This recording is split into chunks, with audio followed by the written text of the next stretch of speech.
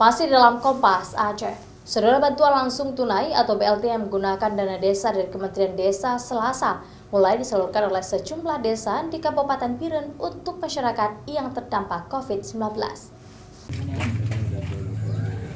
Sebanyak 78 kepala keluarga di Desa Kubu, Kecamatan Pesangan Siblahkrung, Kabupaten Piren mulai menerima pembagian bantuan langsung tunai atau BLT sebesar Rp600.000. Bantuan langsung tunai ini direncanakan akan diberikan kepada masyarakat yang terdampak COVID-19 selama 3 bulan ke depan. Dengan total keseluruhan setiap satu kepala keluarga akan menerima Rp1.800.000.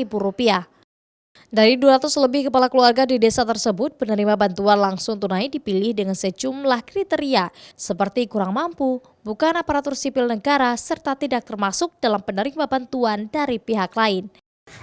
Pendataan hingga pada hari ini menghasilkan data yang sudah valid untuk diberikan bantuan langsung tunai. Semoga bantuan ini tepat sasaran dan sesuai dengan petunjuk daripada Surat Edaran Kementerian Desa dan Surat Edaran Bupati Piren tahun 2020. Masyarakat Kampung Kubu yang jumlah penerimanya adalah 8 kepala keluarga.